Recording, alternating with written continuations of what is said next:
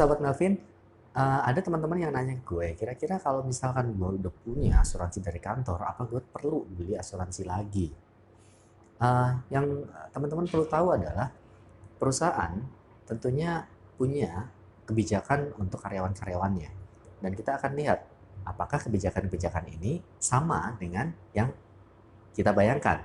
Nah, tugas pertama Anda adalah untuk memastikan ke HRD apakah asuransi yang diberikan oleh kantor itu sesuai dengan ekspektasi Anda atau harapan Anda atau yang Anda bayangkan selama ini.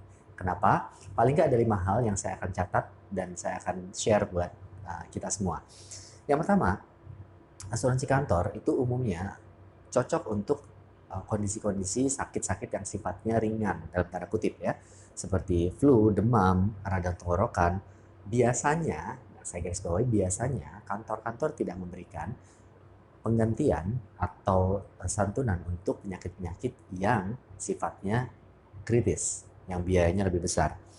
Nah, yang kedua, pelindungan dari kantor bisa jadi itu tidak mencukupi untuk keluarga ya. Anda perlu cek apakah pertanggungan yang diberikan itu hanya untuk Anda sendiri atau untuk sekeluarga.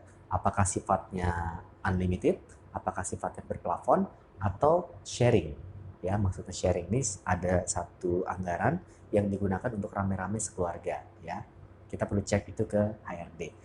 Yang ketiga adalah biasanya perlindungan ini tentunya diberikan ketika kita masih aktif bekerja. Dan ini yang saya katakan dari depan, kalau misalkan perusahaan memberhentikan kita karena alasan-alasan tertentu, maka hak kita atas asuransi kesehatan tersebut dan apapun fasilitasnya akan hilang juga. Nah, ini yang perlu kita antisipasi, sudah menjadi kebijakan buat kita masing-masing untuk memiliki asuransi pribadi ya yang kita bisa kontrol keberlangsungannya tentunya. Yang keempat adalah umumnya, sekali lagi ini umumnya, asuransi yang diberikan perusahaan itu bukan life insurance, ya, melainkan asuransi kesehatan. Artinya, perusahaan tidak bertanggung jawab untuk memberikan income pengganti untuk keluarga yang ditinggalkan. Nah, untuk itu Anda perlu punya asuransi jiwa di luar dari asuransi kesehatan yang sudah diberikan oleh kantor.